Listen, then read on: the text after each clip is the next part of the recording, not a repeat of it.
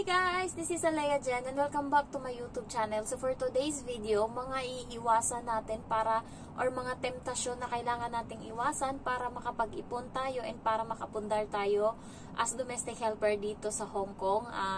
And then, nakakatuwa na sa Facebook, makikita mo kasi naka-join ako sa mga page na about sa pagpapagawa ng bahay and then mga OFW. Ayan, tas nagtatanong yung iba, ikaw OFW ka for how many years? Ano yung napundar mo? Tas yung iba, marami nang napundar. Ayan, partida mga OFW sila sa Saudi. So magkano lang sahod nila doon? 21, 22. Masaya na nga yung kapatid ko kapag meron siyang 21 na sahod eh. Pinapadala niya 20 or 19. So may natitira sa kanya. And yung kapatid ko guys, hindi siya nakakapag-ipon. Ang ginagawa niya, ako pinapatabi niya ng pera. So meron na naman siyang pera sa akin na pinatago ngayon. Kasi nga pag siya talaga hindi awas, parang yung mama ko awas, yung ano ba, hindi natigil yung sarili kapag hindi nabibili yung pera. Yung mama ko, nandun, meron siyang pera na 34,000, hindi tinigilan, binili ng buhangin and then ng hollow blocks, hindi ko inutusan.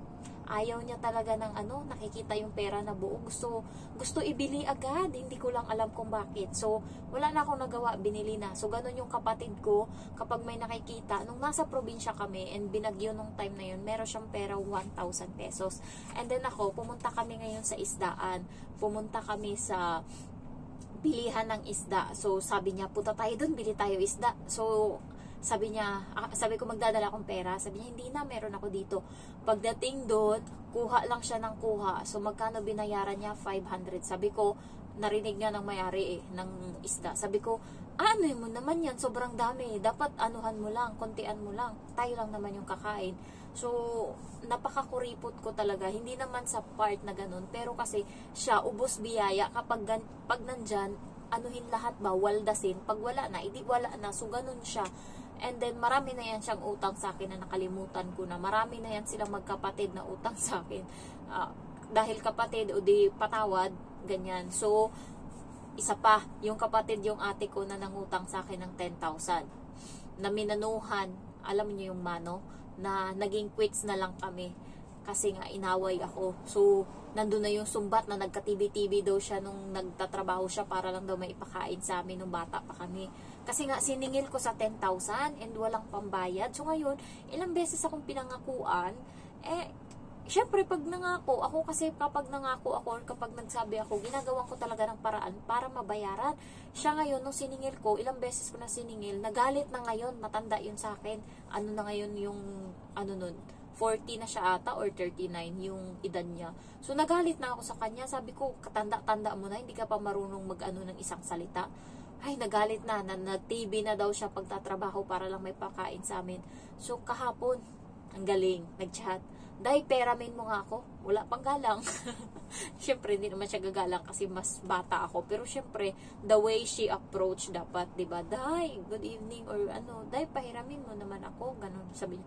Day, pahiramin mo nga akong pera, pang tuition lang ni Joy Joy, sabing ganun.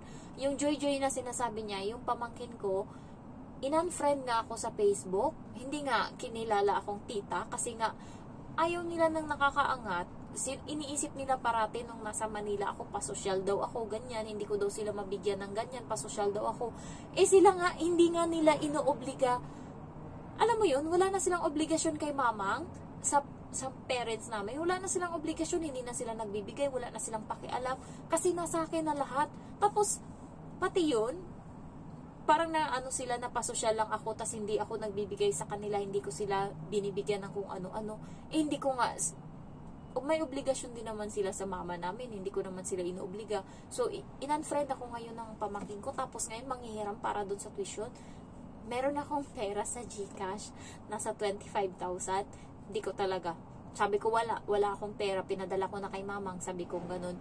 Kasi sinabihan pa ako, in-underestimate din ako. Hindi kasi ako makakalimutin kapag ano, sabi sa akin dati, kasi nagpagawa ako ng bahay. Sabi niya, yung bahay na pinagawa mo na hindi naman ganun kaganda, ganun, puro bato daw.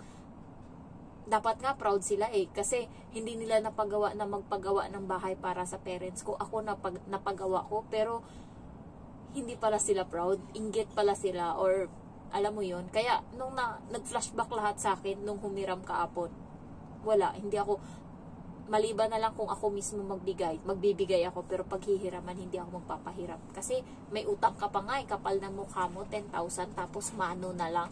Tapos ngayon, mangungutang ka uli. So, yung mga temptasyon dito sa Hong Kong is, uunahin ko to. Ang daming nagchat-chat sa akin ng mga hindi ko kilalang tao. Ang sinasabi, hi pinsan, hi ganyan, hi ganda. Sila yung mga networking. Kasi sa Facebook, halimbawa, magpo-post sila. So, comment ka naman kung saang lugar ka and proud ka as OFW. So, ngayon, magko-comment ka ngayon, proud to be here in Hong Kong. So, comment ako. Hay, yung mga networking, tinitignan nila kapag OFW ka, dun ka nila titirahin, dun ka nila i-chat, sasabihin nila sa'yo, hi pinsan, kamusta? Ha, paano ko naging pinsan to? Ang layo-layo. Tapos, pag i-search mo yung profile, meron na nakapicture nasa likod ng kotse, ay nasa harap ng kotse, or kaya merong, alam mo yun, yung mga networking nila. So, ganun, maraming nagchat sa akin, and ngayon may nagchat na naman sa akin. So, marami yan sila, and yung kaibigan ko na umuwi na ngayon sa Pinas is na, sabi niya, hindi daw siya na-scam. Partida nga, matalino pa yun. Pero feeling ko na-scam siya, kasi insurance, and then yung magkano yung insurance na sinasabi niya, 24,000, and ngayon post siya ng post na, gusto mo ng negosyo, gusto mong umunlad, gusto mong maging comment down below, or pwede mo akong tanungin how. Ganon na yung kaibigan ko ngayon, nagni-networking na, pero alam ko andun yung pagsisisi niya, kasi nga, nag-terminate siya ng contract, or na-terminate siya ng amo niya, and then, magkano lang yung nauwi niyang pera, kasi nga, binayad niya dito sa networking, and ngayon, hindi niya naman napapakinabangan.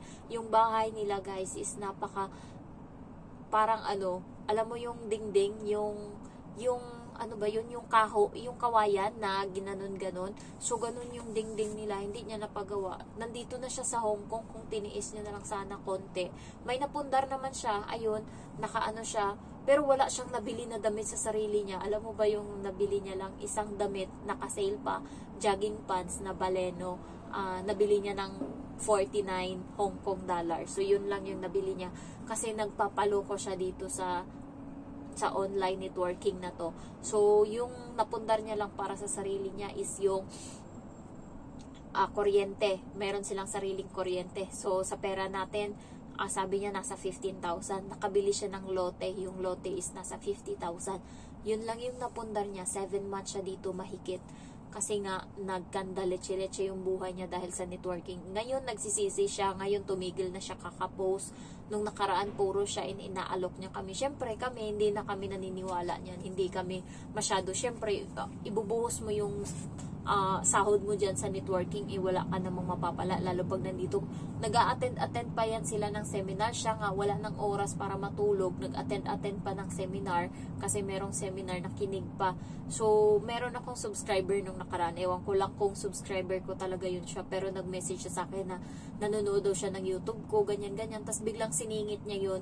Binigyan niya ako ng ng Zoom. Ewan ko kung nanonood ka dito. Hindi ko talaga papasukan yung mo.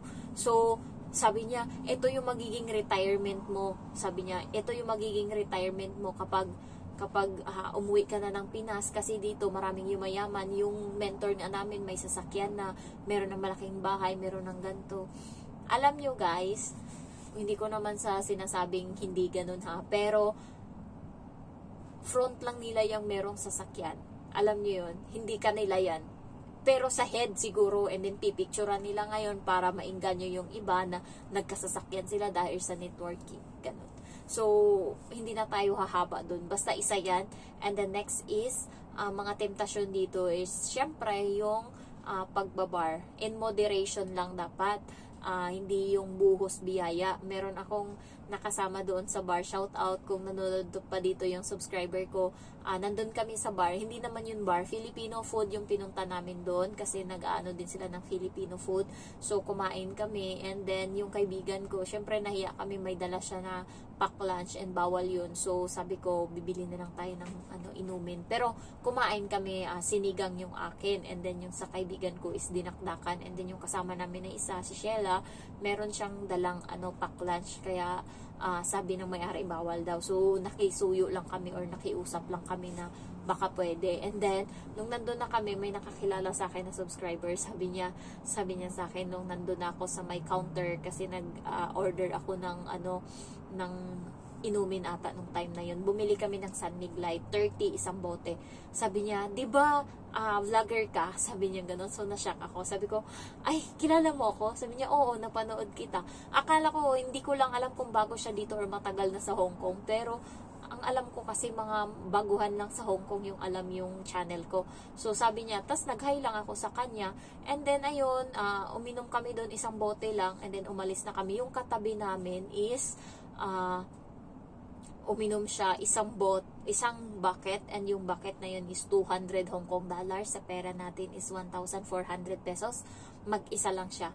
Uminom siya doon. Walwal talaga kami. Chill-chill lang kasi hindi naman talaga namin intention. Sa kanya is talagang inuman. And yung iba doon is inuman talaga, naka-tower, ganyan.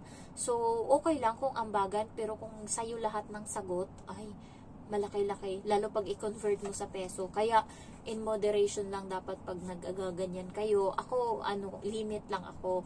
Hindi ako pwedeng magpasobra kasi alam ko yung ko, kung hanggang saan lang. Next is, yung mga kaibigan na uutangan ka and then hindi ka babayaran, yun yung iwasan nyo. Isa din yan sa makakapag na hindi kayo makapundar. Ako, sa ulo ko pa talaga or ko pa talaga yung umutang sa akin na dito sa Hong Kong. Yung isa is 100 pesos. 500 pesos yung inutang niya. Una dapat 2,000 yan. So, sabi ko wala akong pera. Humirit 500 na lang. So, sige 500. Ngayon, nangako na babayaran December 31. Nung nandyan na yung December 31, siningil ko na kasi magmamakaw ako.